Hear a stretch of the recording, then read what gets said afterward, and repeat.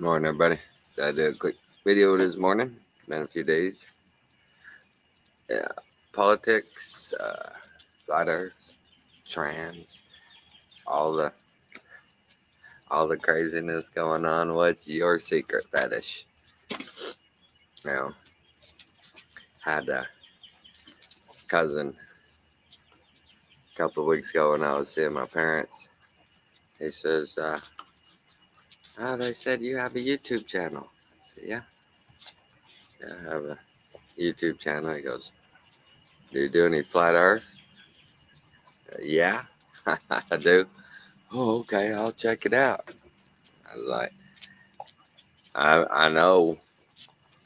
Last time I saw him 3 or 4 years ago, I said something about flat Earth, and he was like, "You're crazy." But there was a good video out about basically all the, I guess you call them celebrities, all the celebrities that are now coming out championing flat Earth, and like they say, nobody wants to do this. Nobody wants to be a flat earther. It's just when you see it, you can't unsee it. It's like, you know, it's like when you you can't jump in that into the pool because it's only 2 feet deep. When you know, and you can't not know anymore. And like they said, there's nobody, there's no ex flat earthers, just not no ex flat earthers. Wake and bake with you guys.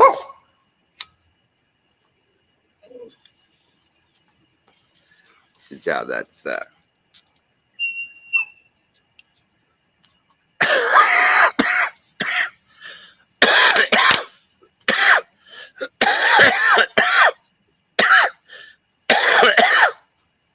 wow. That first one in the morning did it, didn't it? Ugh. But it's all right. The politics. Oh my God. Has it ever been any crazier than in this cycle? This is nuts. This is just nuts. It's I'm starting to think that they're they're trying to see if we'll retaliate. They're trying to start something, and don't start nothing, won't be nothing. But they're trying to start something so there'll be something.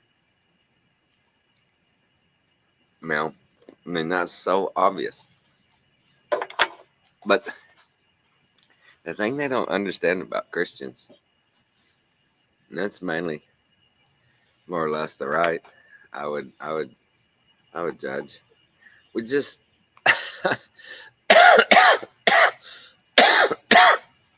we really would rather get along, work together for the good of everybody, than have these teams. But they want to have teams. They want to have superior moral superiority over moral inferiority. They want to have, you know, academic intelligence over your street knowledge and your worldly knowledge. Where's your degree from? You gotta always love that. And where did you go to school? Like they say in the good movies, is School of Hard Knocks, baby. I've been around. I've done things, but it's just this is such theater, and they're just so open about it now. Not even hiding it anymore. Not even. All the way from the mainstream media. Oh my God. Is there a bigger bunch of phones out there? Oh my God. How did those people not go home every night and their spouse go, just when I thought you had hit your bottom, you pull that shit. What? Hey, Trump is a bad guy or whatever it is. Israel is doing the right thing. Whatever it is. Already saying those things, I'm gonna get disclaimers. I told Ashley that last time she can't say the CV word, or I'm gonna get a disclaimer put on my video, and I got a disclaimer put on my video. And so I guess here we go. The opinions on this channel are for entertainment purposes only. They're my own. sole opinions, and for anybody thinking otherwise, you're wrong, especially you, YouTube. And I don't know who it is that is my YouTube algorithm, but leave me alone. You've been messing with me way too long. And it's crazy how somebody, like me with 130 something subscribers, and hell, I'd maybe get 15 or 20 views per per video, and they're censoring me, my long reach. I'm bringing in radicals right and left.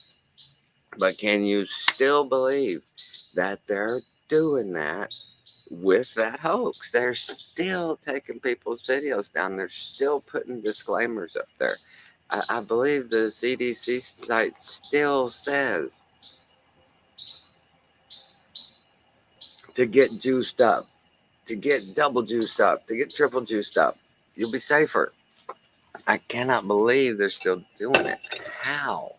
How can they still be doing it knowing what we know? How can there still be free men out there that pulled this on us? How? I don't get it. Sorry. Beautiful morning this morning. That's why I'm out here. A little overcast, a little kind of cool. Well, not cool, but it ain't hot. But yeah, this whole the politics is just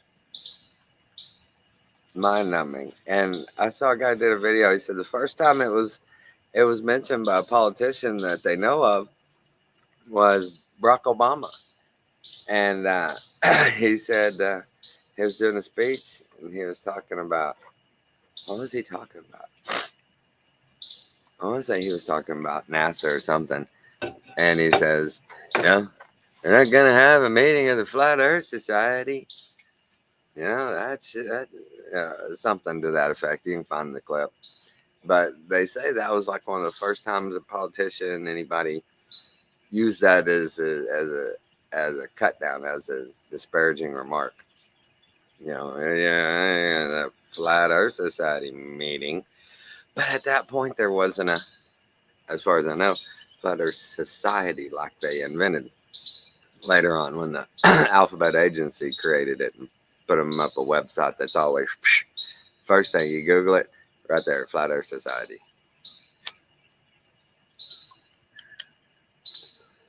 Oh, and I was watching, who was it? Golly, what was that? A flat earther was on a deal, and they were talking about all the things you flat earthers believe, and he was debunking them, going, no, we don't believe that one. But the one he didn't get to, or he forgot to get to, is that thing. I had never seen that before until a Glober said it, that some flat earthers said they believe we're going upwards at whatever they claim the rate of gravity is, 8 point something feet per second. That's about one of the dumbest things. That's almost as dumb as spinning. Well, now, yeah, I don't know. They're both pretty dumb, but that's pretty dumb. And they always hang that on it. So many flat earthers believe that we're going. Oh, no, we don't. No, we don't. No, we don't. But the politics and the flat earth, and then, hey, man, it's starting to sprinkle a little bit. I got my umbrella up.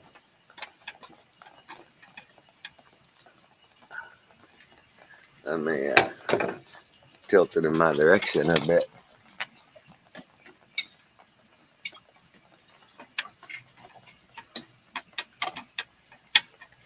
There we go.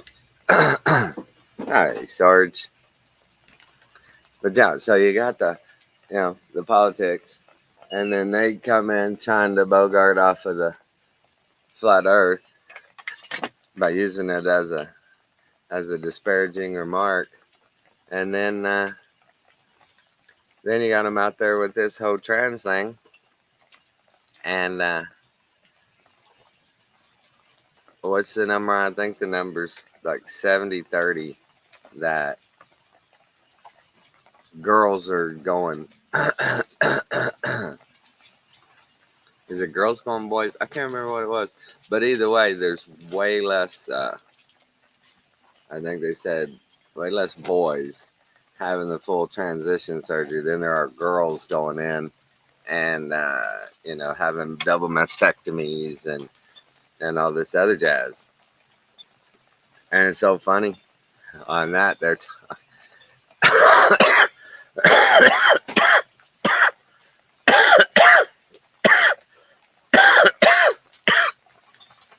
saying if a trans woman, which is a man, dates a woman, then he's not heterosexual. He's a lesbian. I believe that's how they said it. And then same with a woman. If heterosexual man, which is a woman, is dating a man, then they're homosexuals. That's not heterosexual. Yeah, when I saw that, I was like, no, it's heterosexual, and they're weird. They're weird. They like to pretend. They like to play around. They're not. They're heterosexual. Now, if a straight guy wants to date a trans woman, which is actually a man, then he's a homosexual. He's not heterosexual, but they want to say he is heterosexual because that's a woman. Turn it, dripping. And so these people are like, oh, they're crazy. They're just crazy. How do you? It's insane. All of this stuff is insanity. And watching the congressional hearings, they're interviewing a guy who has just so happened to start a consulting agency. He's an ex-government employee. He has happened to have a little old consulting agency and an ad agency that made $700 million off of our taxes every year for consulting with our military. Just consulting with them. And at the same time, he was consulting with like a half dozen Chinese companies or more. No, 22 of them. 22 of the top 100 Chinese companies this guy's company was working for. And anyway, for them then come over here and walk in the Pentagon, work for us. $700 million just from us. And it's basically just an ad agency. Yeah, basically just an ad agency. Watch out, Baxter. Since this is sprinkling, they want to go in. Watch out, boys. Go on, boy.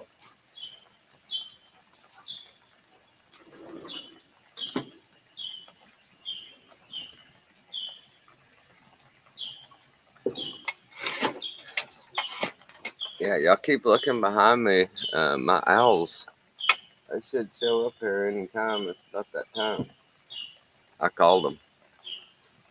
Y'all would trip out. I could do it. I could turn. I could turn on the Bard Owl call on my Bluetooth here, and I could make those things. They'll come land right here on the table. Yes, they will. It will come land right on top of the speaker, or whatever I do. They will come right in. They'll sit on the chair. Look at this. You see that picture? He's sitting on the back of this very chair. See this chair that I'm sitting on? Call that sucker right in. And they're so cool. Their favorite trees that was right over there. Did he just fly through back there? I thought I saw him fly. But their favorite tree to sit in and hunt from right next to me. The storm we had last week got blown over. I had 2 trees blown over. And yeah, it took away one of their favorite trees. But back to what I was saying, the politics of it all. It's just, wow. These people, who's working for our government is like, we need some help. Let's call old so and so. He has an agency, doesn't he? Yeah, he's got an agency. Yeah, give him a call. We need some help. Hey, can you help? We need an ad campaign. Sure, I'll do an ad campaign. How much? Who else is getting the contracts? Oh, nobody, just you. Oh, okay. I'll take care of you this year. I'll do all your ads for 700 million. That's a bargain, dude. Here, check. Make us some ads. One of the questions I saw him get, one of the senators, they put up a poster board and it had an ad on it, and they were the one that did the first ads for OxyContin when they started putting the opioids out. And their first ad campaign was "Hope in a Bottle." Hope in a bottle. And they made hundreds of millions of dollars on that, for that poster, that one poster. Hope in a bottle. Is that not one of the universe's ironies right there? Something that killed so many people, ruined so many lives. They had hope in a bottle. Hope for the end. Hope for no future. Hope for poisoning. Okay, and then now the man. Oh, the biggest thing. Our last video with Ashley, we were talking, biblical and stuff. I told her to go watch Josh's his videos and just listen. Don't don't go tripping. It's dripping on me. Uh, don't go tripping. Right? It's sit down, listen, watch, take your notes, think it over, open your mind, and see where you come out with. Well, I hadn't heard from him. I told him, start with Genesis 1 and 2 and analyze it. See what you come up with. And I hadn't heard back. But the guy I'm watching, he and it's so crazy. It looks like that in our history, they've done a mirroring thing ever since since the devil was loose. Around 1500, 1600, around there. Nobody can really pinpoint it, but they definitely, we know that 1,000 years has been taken out, or fudged, or just spread into other deals. But this guy has done such good research. You go back, and it's just the same stories repurposed, and the names. A lot of the names are just mirrored on each other. Like, Adam backwards is Madah, right? Or however you want to do it. They just invert these words, these names, but the story's basically the same stories, same actors, same outcomes. Just give them a different name. But they start taking and transposing them on each other. Okay, here's a story of this, but this sounds a lot like, wow, it's almost exactly the same, and then one after the other. And it's pretty crazy when you see it. And it's people like Ashley and them are like, they know their Bible. They've studied hard. They know what they're talking about. In that vein, because the blinders are on. And I guess the biggest revelation for me was that, okay, if they lie about the stuff in our food, if they're going to lie about our going to space, if they're going to lie about pick it, sling a dead cat, you can hit something that the government and corporations and the powers that be lie to us about, right? So, and we know, what was it, 1611, that the King James Version Bible came out. And the stories behind all those things, when you have somebody like these guys, and thank God I pray for the guy every day, they're just doing the deep dive. These people can read and comprehend like I could never imagine to. And the good thing about it is that if somebody pressing go, okay, where's that in the Bible? He knows where it's at in the Bible. And it's great that he's been working on this so hard. He can just off top of his head tell you the verses. Well, yesterday he had he had a show I watched, and he had this old gal on, and she knows her stuff. And as she hit, boom, nail on the head for me, that I wrap my mind around the fact that there are lesser gods influencing our world, demigods, sub gods, whatever you want to call them. And once that I got that, I understood there's God the Father, and then there's these lesser gods vying, because this is their world, not his. Heaven is his world, and heaven is in us. And they're down here doing their business and trying hard to capture and destroy every soul they can. And until I could understand that, I couldn't even fathom that Yahweh, the lesser God, was a bloodthirsty God in the Old Testament. Until, what are you chasing?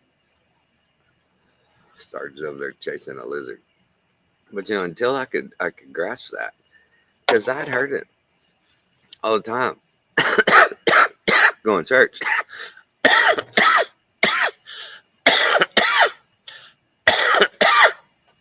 They worshiped their gods and made their idols and all that, and then God smited them. God destroyed them.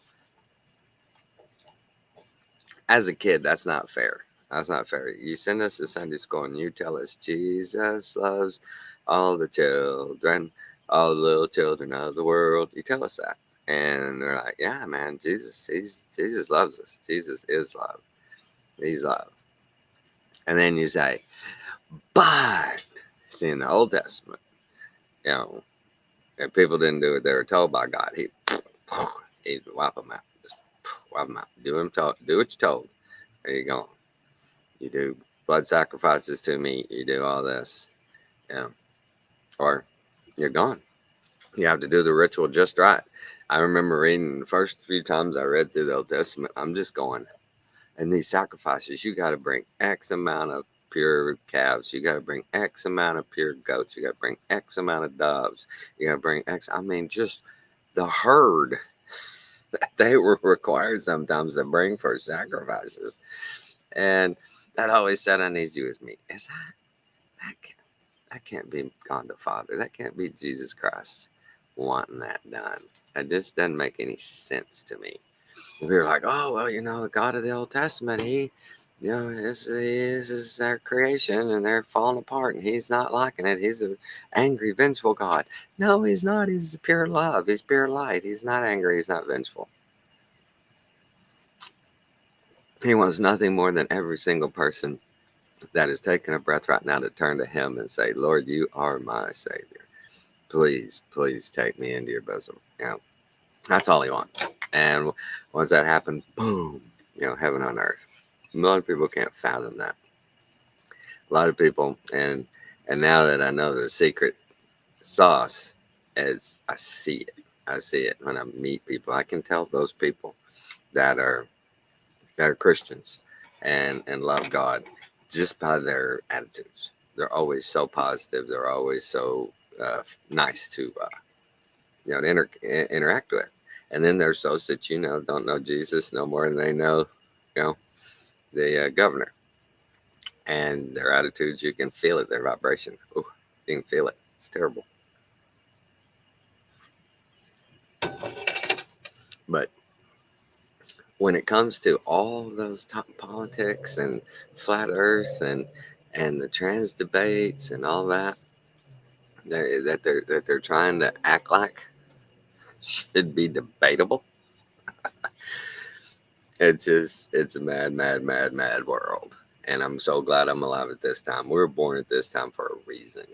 There's got to be people out there that are awake like us, going, hello.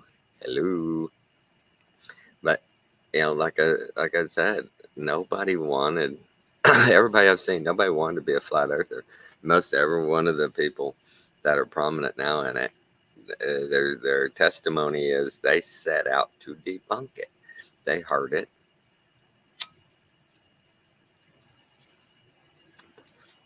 They heard it for the first time. Most all them stories the same. First time they heard it, they went, "You're an idiot." And the person's like, "Okay, whatever, but do." And they're like, "That's that's not true. That's not true." Okay, look into it. So these people did. I'll prove it. I'll prove the globe to you. And it's just amazing the way they keep knocking one thing down after other, finding fake stuff, finding stuff that didn't even really happen, and they become flat earthers and they don't go back. You never go back, and it's torture. It's torture being a flat earther. All my family members that I've ever said anything to are like, whatever. Who cares? Most of my family's opinion is, what does it matter? And I try to explain to them, well, if you realize that we're living, in an ecosystem God set up just for us, and that there are no aliens out there in space, there's demons here on Earth, the fallen angels, but I mean, they may be able to go up and down a little bit, but I don't think so. But once you realize that we are an enclosed system perfectly set up for us, that if we lived by nature with nature, we wouldn't need hospitals, we wouldn't need, you know, we wouldn't need power generating stations and hydroelectric plants and nuclear power plants and coal plants. We had free energy, we had it. It's there, the technology's there. Well, what do you do with that? Knowing all these things as a flat earther, when you start knowing that it could be so much better, that the system they've set up, this slavery system for us, where as soon as you're born, boom, you get your model and serial number, and you get put on the stock market, and then every day of your life, you're told you got to go to school and listen to the teacher and make good grades. And once you're done with that, you're going to get a degree and you're going to believe everything you're told and you're going to get a job. Once you get that job, you're going to start making money. Then you're going to get a big house. You can get a big car. You're going to travel. You're going to do all that. But only if you stay in the system. You go outside the system, you'll be on Skid Row. And speaking of Skid Row, I've talked about it before. Canada. I watched the program the other day. Their MAID program. It's called MAID. And like as in she cleans the hotel, the maid. I don't know what the acronym stands for, but it's their euthanasia program. And they did a segment on several people that were applying for the euthanasia packet. And the reason they're doing it is not because they're terminal, not because, they're old, not because, they've been given a diagnosis. It's because they are in such a condition they can't work, can't get a job. The government support is either about to run out, or it's just not enough. So these people, and this is the way a socialist country works, these people have decided that, I'm not going to be homeless. I can't live in the streets. I won't be able to do it. I just can't do it. So what are my alternatives? I can't get a job. Government's not going to put me up anywhere. If they do put me up somewhere, it's going to be just a slum. It's going to be basically homelessness. I can barely feed myself. This is misery. I'm going to kill myself because I don't want to be homeless. My next step is on the street with what little I have, and I won't make it. And this guy was saying straight up, I don't want to die. I don't want to be in this situation, but what other choice do I have? I'm going to be on the streets within a month. They're closing this, or they had sold his place where he was living, and they were going to demolish it, and they were going to build condos or something, right? Great development, good economic impact. And this poor guy has looked at all of his options and said, yeah, death is probably my best option because living is going to be hell. If I keep living in this situation, it's as good as hell.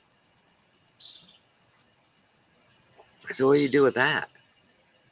What do you do with that when a government is giving people the option? Hey, you don't want to do it? You don't have to do it. You don't. And we understand. We understand. Because you're costing us a lot of money too. If we keep taking care of you, you're going to cost us a lot. That's obvious. You are very, very dependent. So here's a packet. We're going to send your file to a couple of psychiatrists. They're going to interview you, talk to you. And in 90 days, if you pass the test, that's if they deem you fit for death, they'll let you kill yourself. But what if they go, well, no, we're not going to let you kill yourself. You're perfectly sane. You're healthy. We're not going to let you kill yourself. But I can't work, like me. I got it in my back. I can't do it. I can't stand or sit and do a job for 8 hours a day. I can't do it. You know, what do they do with that person? They go, well, but you can live on the street. You can do it. What do they do? What do they do? No, we're not gonna let you. We're not gonna let you kill yourself. Not on our dime. It's the weirdest scenarios going around this world. I don't know what to say. It's just thank God I have the Lord. Thank God my eyes are open and have discernment. Thank God. Thank God. And I highly suggest go go watch old Josh. He he's not one of those guys. He don't run from questions. Just about all of his videos, especially when he's doing lives, he does lives on TikTok a lot. I don't have TikTok, but he lets people come up that disagree. If you disagree, come up. Let's go over this. He says, let's talk about it. Bring it up. And they come up and they throw their ideas and they throw their verses, going, I think this means this, and they do a real good job of parsing it out. You know, and the newest thing, I guess the guy's got a form of autism. He doesn't seem like it, but he does see those patterns. He's read enough stuff that it just started hitting him. All these stories are basically the same. The same story. Just names mirrored, um, situations almost always the same. Little things like Medusa, where she looked at you, turned to a pillar of salt. Well, Sodom and Gomorrah, if you looked back, what would happen? What happened to Lot's wife? She turned to a pillar of salt. I mean, you start putting all these stories together, you start looking like these guys do. And that girl he had on there, she had some great insights on, like they were talking about the Pope and how Peter was supposed to have been the first Pope, and all the stories when you go through them, it looked like in his research that the Roman Catholic Church out of Italy, out of Rome, basically, I guess the best way to put it is basically they're the ones that started the Crusades and were killing Muslims and what was the other sect? What were they? There was another religious sect, and they were killing them because they wouldn't. It was the same old story they tell us now is about the Muslims is they told them then convert or die, and so that's what the Crusades were. And these guys looking at the timelines because they put the whole chronology of our history, most of us in the true community know is messed up. You can't trust that these things happened at these times. You just can't. And so when you takes and overlays these stories, you get a different chronology, and looks like, you know, as we all know, well, the Cardinals are over there. Here he comes. See him fly through. But it looks like that Jesus has maybe been just about 1,000 years or so since he was on earth. And the millennial reign,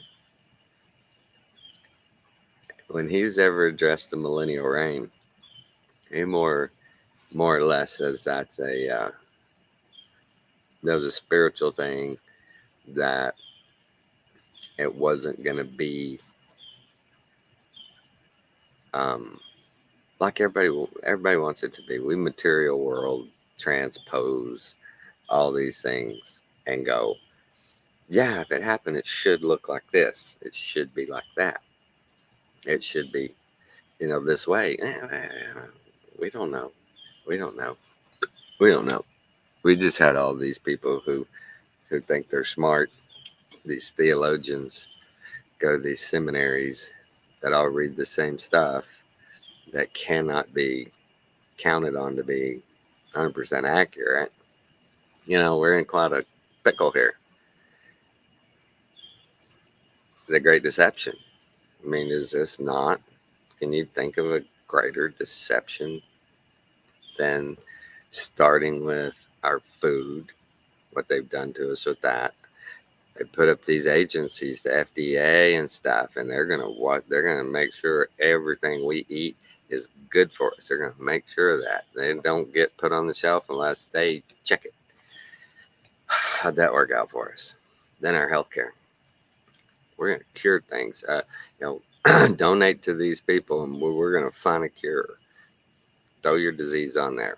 There's a charity out there for it, a non-profit that people are getting rich off of. That's weird, isn't it? So weird that non-profits are run by some pretty rich people. They make good money. I was at a friend back home.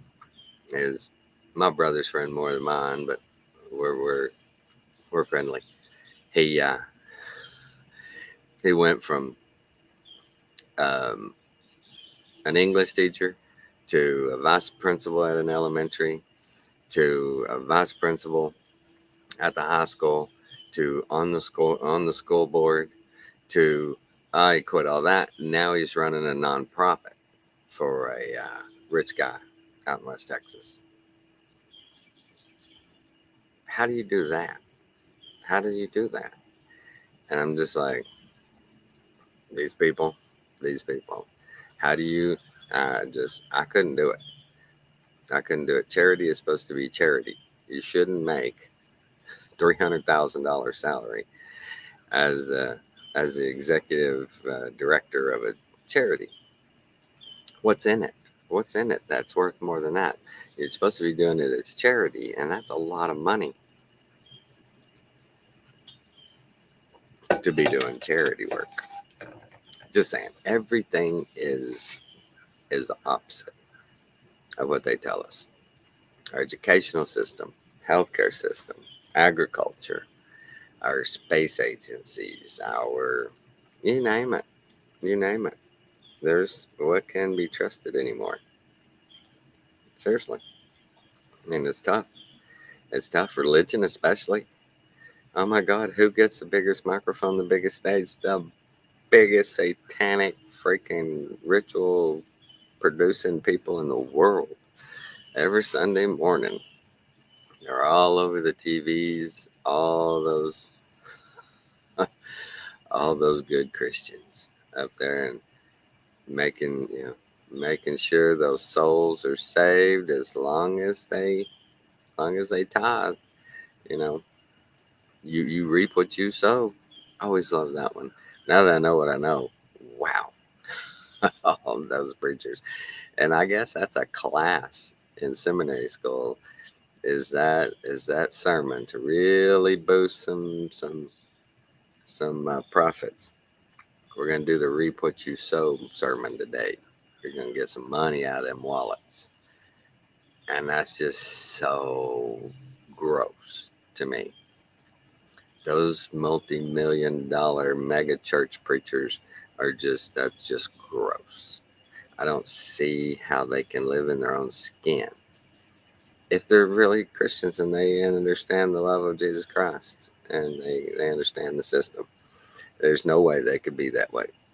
There's no way. It's just impossible in my mind. Because I couldn't do it. I know Jesus Christ. I understand what he means and what he does for me. And I couldn't do that. I could not do that.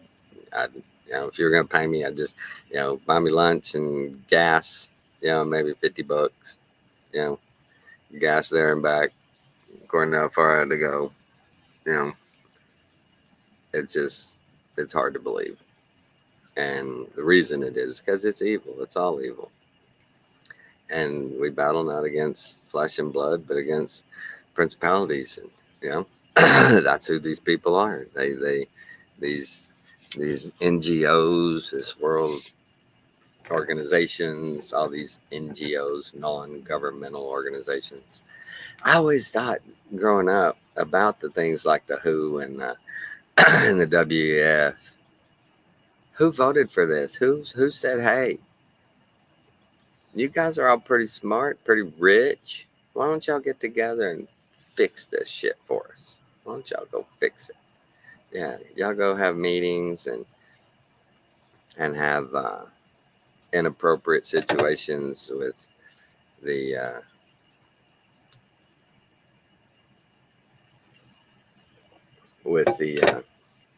non-consensuals. Do all your perversions, but fix it. And they say, okay, we'll fix it.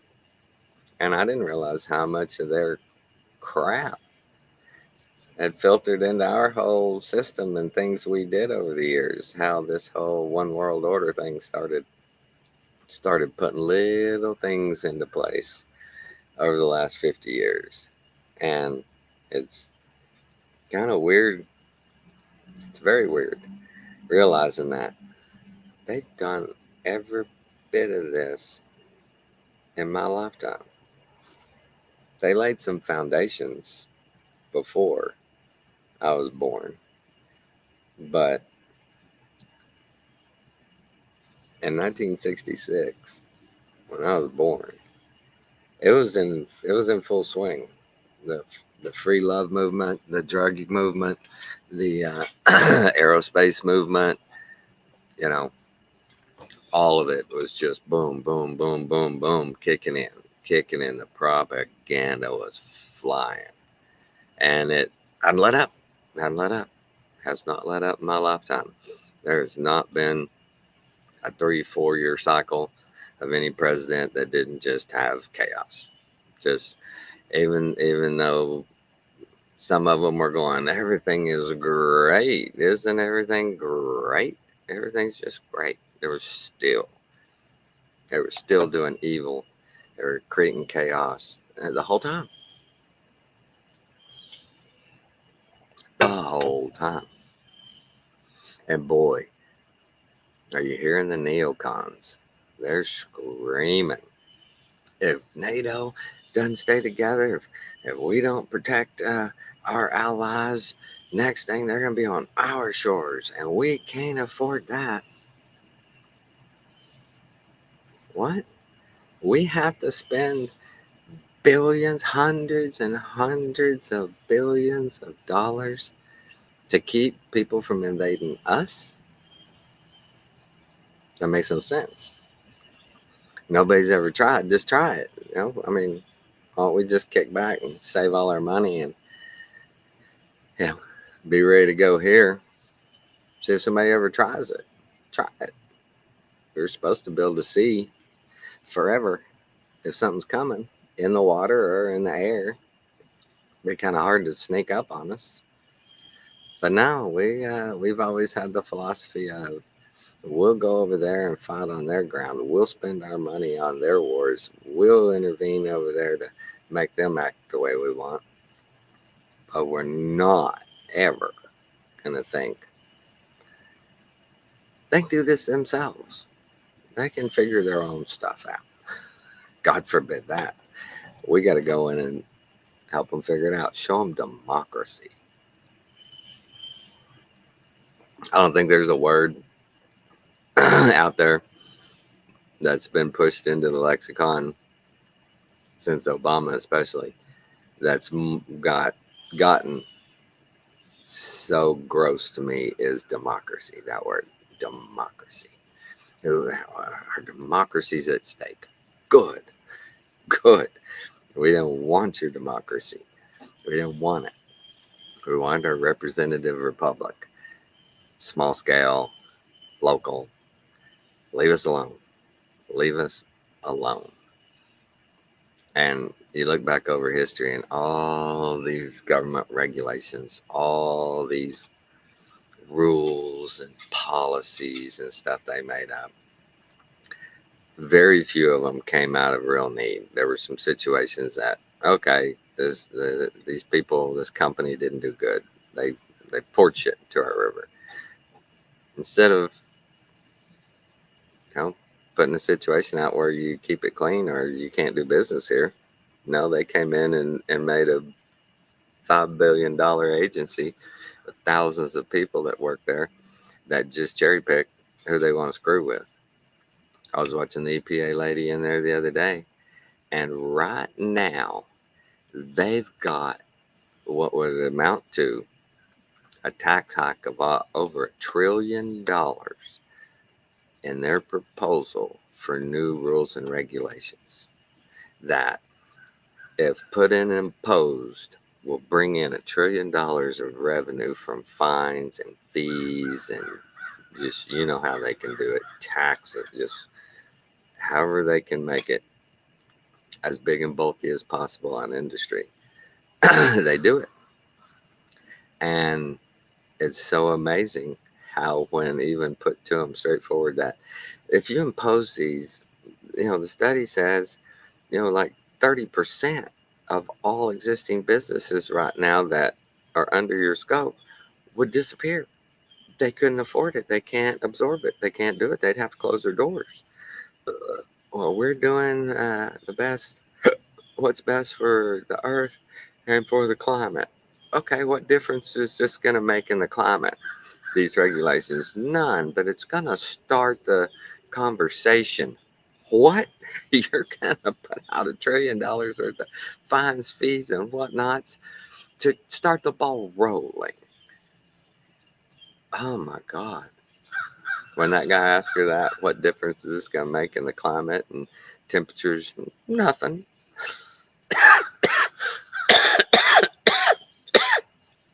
Then why are you doing it? We got to get the ball rolling.